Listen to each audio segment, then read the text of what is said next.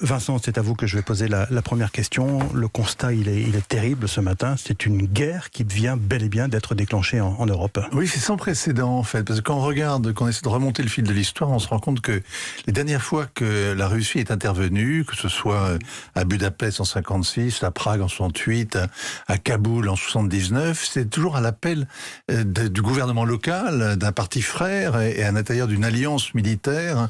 Donc il y avait des accords de défense et une sorte de base juridique à une intervention de ce genre. Là, on n'est pas du tout dans la même configuration. Alors sur quoi s'appuie Vladimir Poutine pour intervenir? En fait, c'est le décalque d'une intervention précédente, celle des otaniens, celle des occidentaux, en 98 au Kosovo.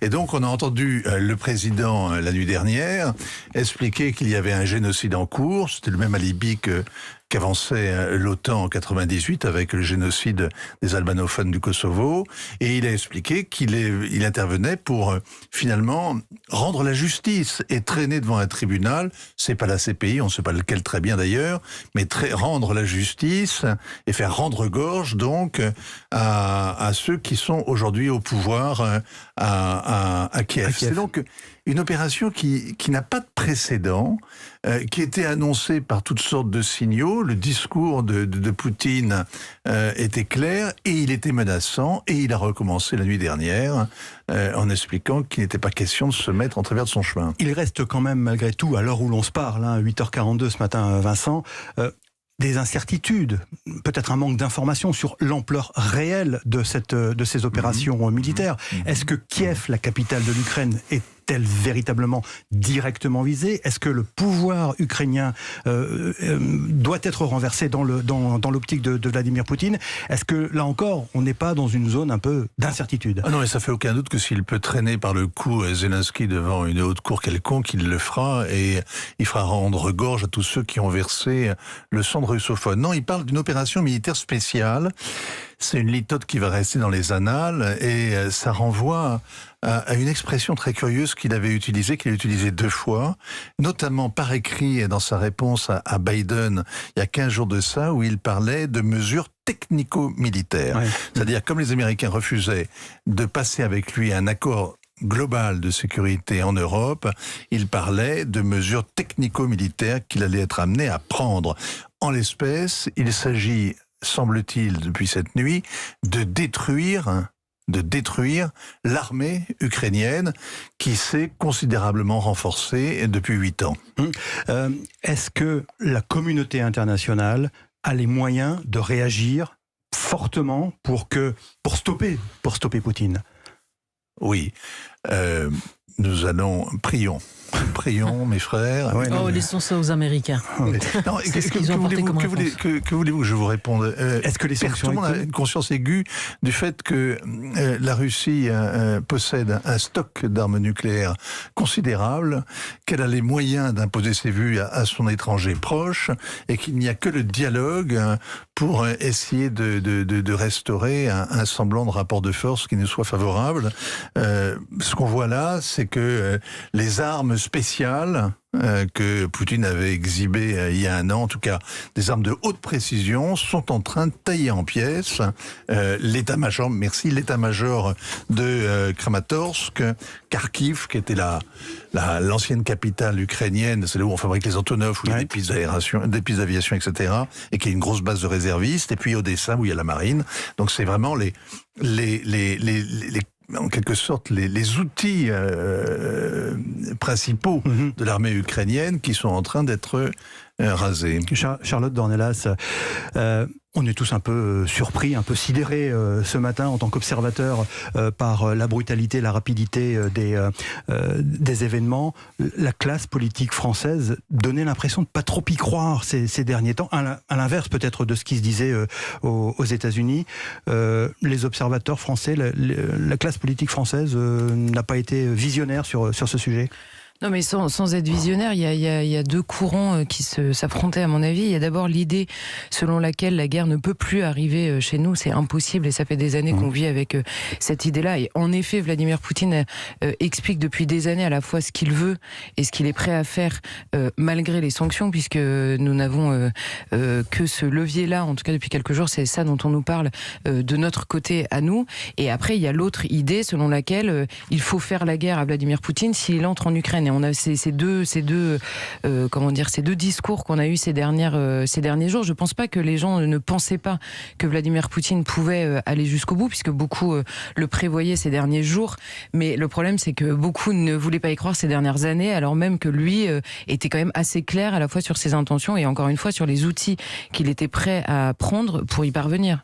Fathia Aghat-Boujelat, vous aussi, vous êtes un petit peu circonspect par rapport à l'attitude de la classe politique française et de ses responsables. J'ai été très étonnée parce que la diplomatie, ça consiste déjà à parler à ses ennemis, pas à ses amis, mais des mots qui ont été employés. J'ai entendu dire que Poutine était dément, qu'il était clairement fou. Quand Poutine dit qu'il veut dénazifier l'Ukraine, il parle du bataillon Azov, anciennement régiment Azov, qui est un bataillon de volontaires rattaché directement au ministère de l'Intérieur et qui a choisi comme emblème le symbole de la division Das Reich, ceux qui ont massacré Oradour-sur-Glane et les autres. Donc il fait clairement référence à ce bataillon-là qui assume des positions anti-slaves extrêmement racistes, virulentes et antisémites. Il n'y a pas eu de génocide des russophones, ça c'est sûr. Mais quand on a fait de l'histoire, moi j'enseigne l'histoire, au niveau collège, je suis modeste. On sait que la Russie a toujours eu besoin de se constituer des marches. C'est-à-dire qu'une frontière, ça se protège pas depuis l'intérieur du pays. Ça se protège avec des provinces connexes, sous son contrôle. Et je pense que là, ceux qui ont peur, les Français, c'est pas notre réaction qui compte. C'est celle plutôt des États baltes, de la Pologne. On comprend maintenant pourquoi ils ont toujours acheté des avions de guerre américains, pourquoi ils ont toujours fait plus confiance à l'Amérique qu'à l'Union européenne ou même à l'OTAN pour les protéger. Voilà, eux, ils doivent vraiment être effrayés par ce qui se passe parce que eux sont directement menacés. Et justement, Vincent Herouet, sur ces anciens pays du bloc de l'Est, ce matin, il doit y avoir une forte inquiétude. Alors évidemment, Poutine ne va pas envahir la Roumanie ou la Pologne, mais enfin quand même, malgré tout, il doit y avoir une... La différence, c'est que la Roumanie et la Pologne, d'ailleurs comme les États baltes, sont membres de l'OTAN. Si vous voulez, pour prendre une comparaison, si Kadhafi ou Saddam Hussein étaient allés au bout de leur projet de se doter d'une arme nucléaire, eh bien Kadhafi et Saddam Hussein seraient toujours au pouvoir. L'intérêt, l'avantage considérable qu'ont les petits États baltes sur l'Ukraine, c'est que même s'il y a une population russophone dans ces pays, c'est qu'ils sont membres de l'OTAN. Et d'ailleurs, les otaniens ont envoyé quelques renforts sur place pour gesticuler un peu et pour manifester aux yeux du Kremlin qu'on n'abandonnerait pas à leur sort ces pays si jamais ils les menaçaient. Non, ce qui est frappant, c'est que, pour revenir pas loin en arrière, mais le 1er février, le président ukrainien a décidé de réorganiser son armée. Oui. Alors, il a reçu énormément de matériel des Américains, on a parlé de missiles Javelin 300, de tonnes d'armes qui ont été apportées, c'est des sommes considérables qui sont en jeu. Ce sont des milliards de dollars qui ont été injectés par les États-Unis en Ukraine ces derniers mois. Et tout ça, évidemment, va tomber aux mains, si ça n'a pas encore été réduit ça n'a pas été envoyé à la casse déjà par les armes précises des Russes. Ouais. Tout ça n'a servi à rien. Mais alors, est-ce que l'Ukraine est définitivement perdue pour le camp occidental ? L'Ukraine n'intégrera jamais l'OTAN.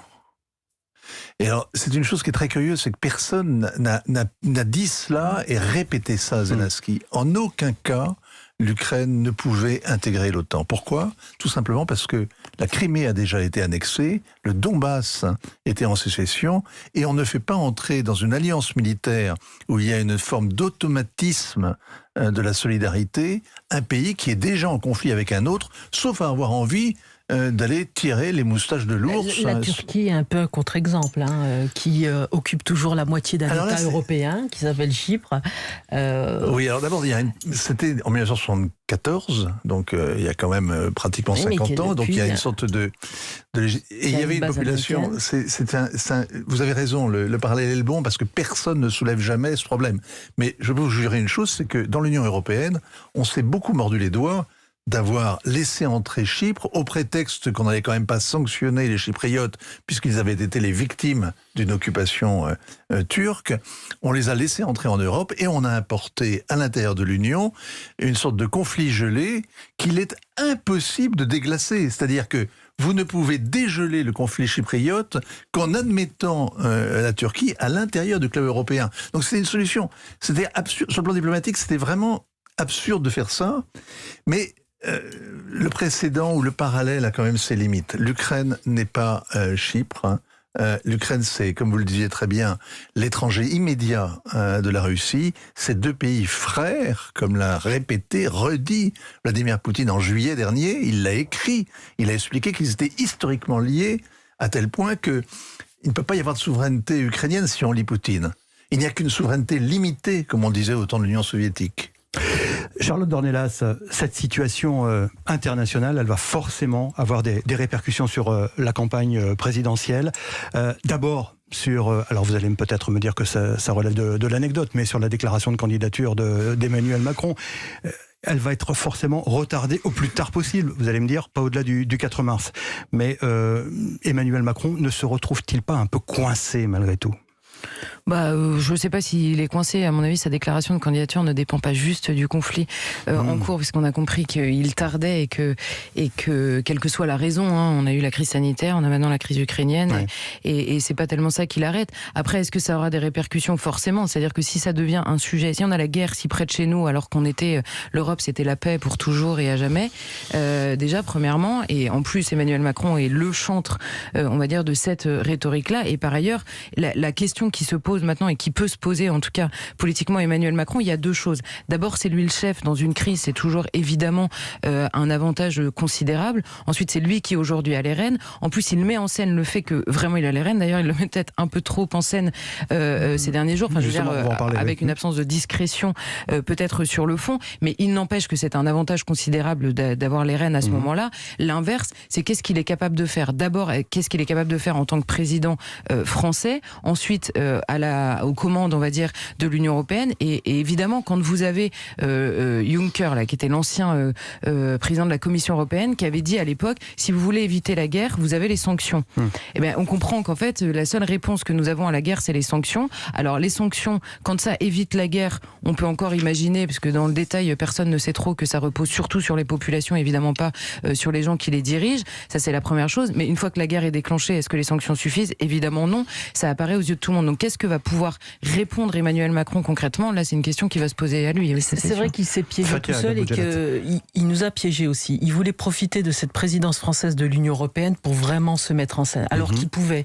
Il aurait dû simplement inverser avec le pays suivant, je crois que c'était la République tchèque, je suis plus sûr. Oui. Voilà, simplement, et la France aurait pris la suite, parce que la légitimité de l'Union européenne, ça repose aussi sur la légitimité d'un président.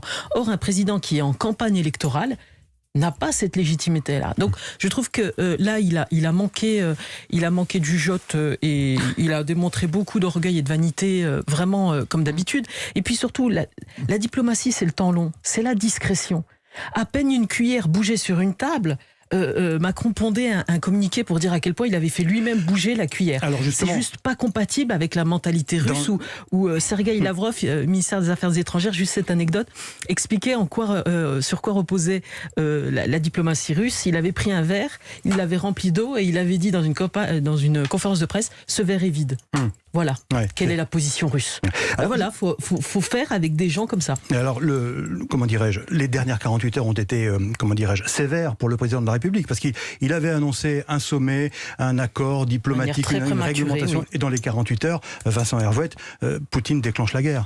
Oui, c'est-à-dire que Poutine nous a sidérés, il avait toujours un coup d'avance, et il nous a sidérés par son en quelque sorte son toupet, c'est-à-dire qu'effectivement il disait d'accord pour une rencontre avec Biden, et dans le même temps, juste après, il reconnaissait donc les 2 républiques du Donbass, et de la même manière, on vient de prendre des sanctions, et pof, oui, évidemment, on a toujours un coup de retard, mais on a un coup de retard dans le déroulement de la crise, évidemment, mais on a surtout un énorme retard dans la conception stratégique, dans le rapport stratégique. C'est-à-dire que ça fait par exemple des années que les Russes se préparent aux sanctions européennes. Ils ont dédollarisé leur économie, ils ont réorienté leur marché, ils ont pris des mesures vraiment de longue haleine, alors qu'on est incapable d'avoir une politique au-delà de la prochaine élection. Et ils ont du gaz, voilà. C'est comme, on l'a trop présenté comme l'homme malade de l'Europe, parce qu'on confond toujours Europe et Union européenne. L'Union européenne, c'est la paix, peut-être, mais pas l'Europe. Mais voilà, on l'a présenté comme le grand malade, alors que l'armée a fait vraiment un effort sur l'organisation, sur surtout le côté récent des matériaux.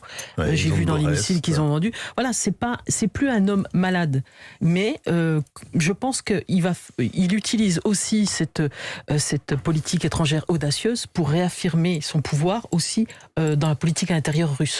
Revenons à, pardonnez-moi, Emmanuel Macron, Charlotte Dornelas. Est-ce que cet épisode peut peser finalement dans l'appréciation qu'auront les Français de sa politique extérieure? Pour toutes les raisons qu'on vient de dire, oui, évidemment. C'est-à-dire que et pareil, j'ajouterais, encore une fois, quand la seule réponse que vous pouvez apporter, ce sont des sanctions, initialement, Emmanuel Macron a eu raison, et je pense que tout le monde s'entendra là-dessus, d'ailleurs tout le monde s'entend à peu près là-dessus, a eu raison de tenter tout par la voie diplomatique. Est-ce qu'il a eu raison d'exposer aux yeux du monde toutes ces tentatives diplomatiques? Ça, c'est une autre question. Oui. Non, mais qui pèse aujourd'hui sur lui. La présidence Instagram. Parce qu'on entend dire que finalement, il a subi une certaine humiliation, finalement, dans les dernières heures. Mais c'est toujours le cas. J'entends bien. Derrière moi, la guerre, c'est toujours prestigieux. On se rappelle de George Bush sur son porte-avions. C'est toujours ça. Ils adorent endosser l'habit du chef militaire. Vous pensez que les Français seraient partants pour qu'on déclenche une guerre? Parce que là, on parle des sanctions. Charlotte, tu parles des sanctions, mais qu'est-ce qu'on pourrait faire d'autre en fait? C'est bien la question qui va lui être posée. Mais qu'est-ce qu'on va faire? Non, mais c'est la question qui va lui être posée. C'est la question à la fois de qu'est-ce qu'on fait avec l'Ukraine, parce qu'on explique qu'on est en soutien, alors qu'on sait à l'autre bout du monde, ça passe, mais là c'est pas très loin d'abord. C'est même extrêmement près. Ensuite, que fait l'Union européenne? Est-ce qu'elle est capable d'avoir une réponse extrêmement concrète? Je sais pas. Donc à la fois Emmanuel Macron, il est contesté en interne sur sa propre communication, et en externe sur le terrain européen, qui est son terrain de jeu favori, notamment dans cette élection. Donc ça va être compliqué pour lui d'assumer ça. Merci Charlotte Dornelas, journaliste à Valeurs Actuelles. Merci Fathia Gadboudjalat. Merci Vincent Herouet, éditorialiste à Europe 1. L'information, l'histoire presque minute par minute depuis ce matin pas des provisions de pâtes. Sur Europe 1. Avec les prochains développements dans notre journal de 9h. Après Philippe Vandel, on marque une pause. À tout de suite.